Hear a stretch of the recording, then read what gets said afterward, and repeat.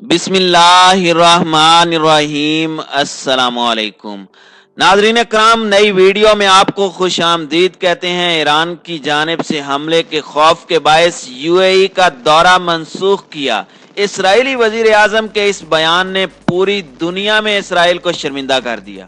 एक तरफ उर्दन और दूसरी तरफ ईरानी मलेशिया का खौफ इसराइल पर सर चढ़कर बोलने लगा। ताकत का नया तवाज़न चीन ईरान मुश्तरका इत्तेहाद से ईरान के हक में झुकने लगा। सऊदी अरब और इसराइल ईरान के निशाने पर। एक तरफ अरब इत्तेहाद को यमन में शिकस्त पर शिकस्त का सामना, जबकि दूसरी जानिब अमेरिका और इसराइल की मिडल ईस्ट से छुट्टी। क्या कुछ होने जा रहा है? वीडियो की तफसील में जाने से पहले तमाम दोस्तों से गुजारिश है कि वीडियो को आखिर तक मुलाहिजा करें ताकि खित्ते में तेजी से बदलती सूरत हाल से आगाह रह सकें। नाज़रीन कराम, इसराइली वजीर आजम नेतन्याहू ने कहा है कि उर्दन की जानिब से फिजाई हुदूद पर पाबंदी और यमन में ईरानी हिमायत याफ्ता हौसी बागियों के मिसाइल हमले की खदशे की बिना पर उन्होंने मुत्तहिदा अरब अमारात का दौरा मनसूख किया। हमसाया मुल्क उर्दन ने एक तनाज़े के बाद इसराइली वजीर आजम की परवाज के लिए अपनी फिजाई हुदूद आर्जी तौर पर बंद कर दी हैं। हौसी बागियों के हालिया मिसाइल हमलों का हवाला देते हुए नेतन्याहू ने इसराइली चैनल 13 को बताया कि गुज़श्ता हफ्ते सऊदी फिजाई रास्तों में मसाइल थे, इसलिए उर्दन की फिजाई बंदिश के बायस उन्होंने मुत्तहिदा अरब अमारात के दौरे के लिए सऊदी फिजाई हुदूद इस्तेमाल नहीं की और अपना दौरा मनसूख कर दिया। नेतन्याहू ने सऊदी फिजाई हुदूद में खतरे की मजीद तफसीलात नहीं बताई और ना ही उन्होंने कहा कि उनका तैयारा ईरान के हिमायत याफ्ता हौसियों के हदफ पर था।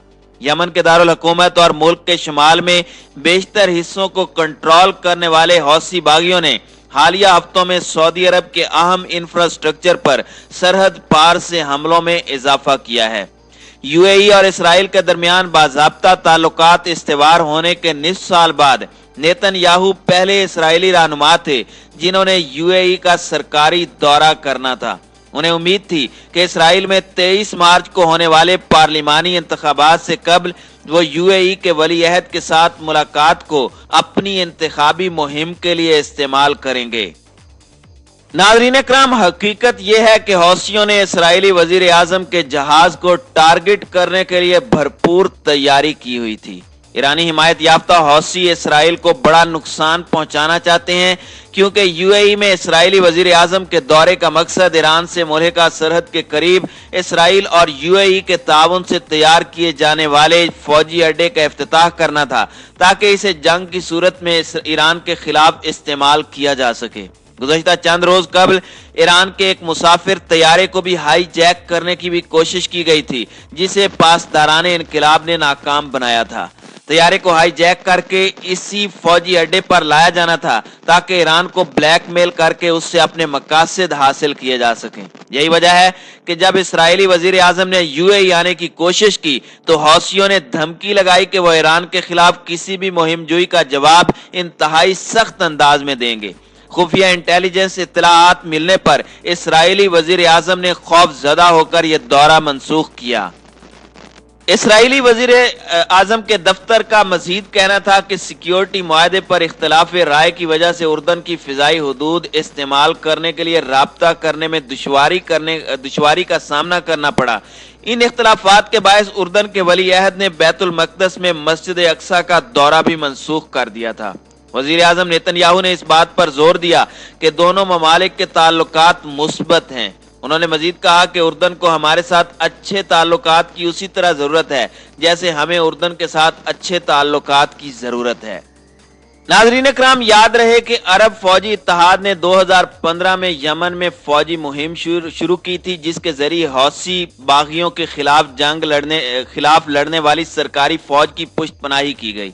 लेकिन इस जंग के मोहलक असरात ने यमनी अवाम के अलावा सऊदी अरब और खित्ते में फैले ईरानी मफादात को नाकाबिले तलाफी नुकसान पहुंचाया।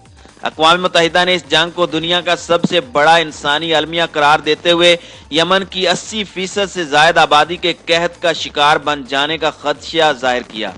आज जब मुआशी बहरान, अफरात ज़र और वबाई मर्ज की वजह से यमन का बहरान बदतरीन मरहले में दाखिल हुआ तो अमरीकी हुकाम मुज़ाकरात की बहाली के जरिए जंग का खात्मा चाहते हैं।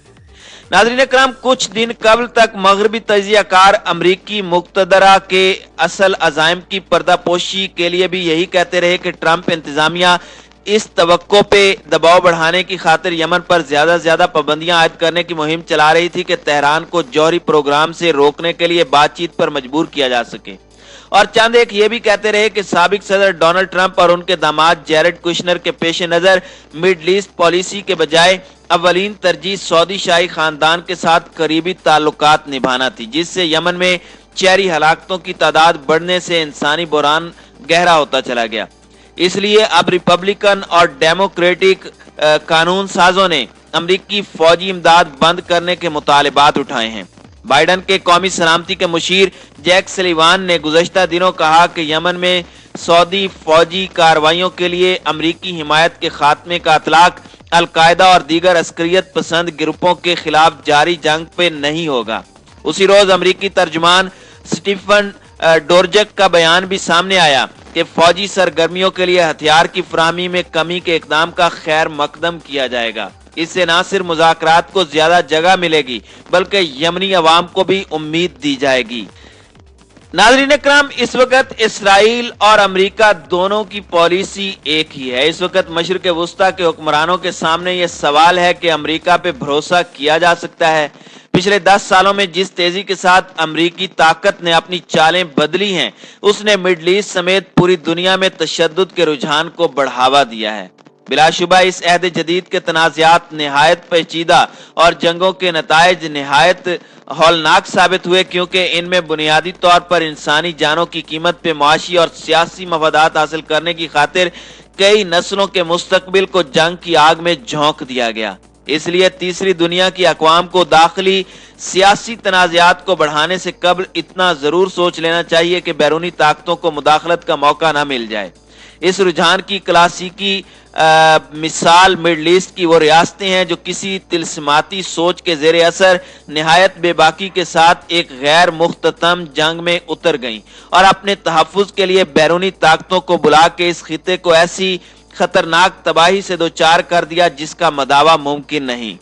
नाज़रीन इकराम, अमेरिका और इसराइल हमेशा ही खुफिया चाल चलते हैं। अगर हम गौर करें तो ईरानी जनरल कासिम सुलेमानी की टारगेट किलिंग भी सऊदी अरब और ईरान को बराह रास्त तसादुम की तरफ धकेलने की एक कोशिश थी, लेकिन खुशकिस्मती से दोनों मुमलकतें एक बेमकसद जंग के दहाने से पीछे हट गईं। मिडल ईस्ट के उमूर पर नजर रखने वाले माहिरीन कहते हैं कि ट्रंप इंतजामिया को सऊदी अरब, मुत्तहिदा अरब अमारात और ईरान के दरमियान बराह रास्त राब्तों के बारे में कुछ खबरें मौसूल हो रही थीं।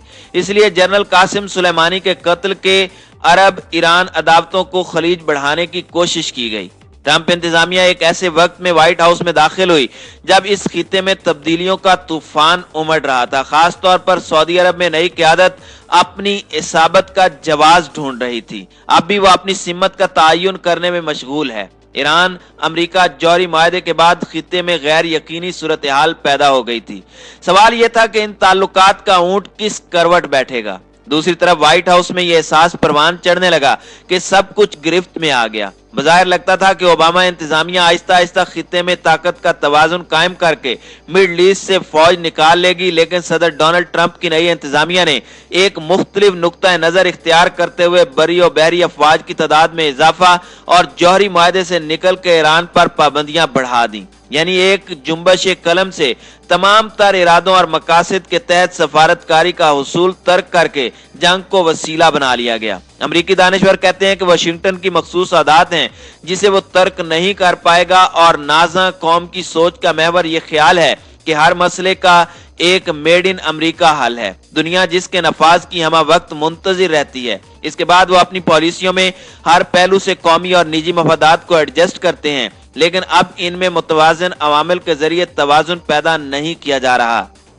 नाज़रीन इकराम, इस वक्त एक तरफ इसराइल ईरान से खौफजदा है तो दूसरा अमेरिका मिडल ईस्ट में किसी तरह कदम जमाना चाहता है। अब चीन के साथ महाजराई भी अमेरिका के लिए वाज़े मकसद बनती जा रही है। अमेरिका को अब मशरिक़ वुस्ता से तवानाई की फराहमी की जरूरत नहीं रही। अगर चीन यहाँ से तवानाई फराहमी का बड़ा सारिफ बन गया तो चीन इन सप्लाइयों को महफूज बनाने का एहतमाम भी कर सकता है। जब एशिया आलमी मुकाबले का थिएटर बना तो क्या अमेरिका मशरिक़ वुस्ता की तरह जनूबी एशिया में भी फौज फौजों की मुस्तकिल तैनाती करेगा।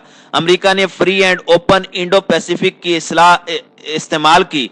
ये महज इत्तेफाक नहीं था, बल्कि ये चीन के मुकाबले में अमरीकी अज़ाइम को जाहिर करती है। बहरहाल अमेरिका के लिए इसराइल को सियासी तौर पर छोड़ना आसान नहीं, तो खलीजी रियासतें अपनी बका के हवाले से अमरीकी ताकत पे यकीन कैसे कर सकती हैं? क्या असरी हालात में जंगी हिकमत अमली की बजाय चीन का इलाकाई तवाजुन का ऑप्शन ज्यादा सूदमंद साबित नहीं हो रहा? ऐसा लगता है कि अमेरिका अपनी बेमिसाल जंगी सलाहियत के इख्तितामी मरहले में दाखिल हो चुका है और ईरान किसी भी वक्त इसराइल पर अमेरिका को नजरअंदाज करते हुए धावा बोल सकता है।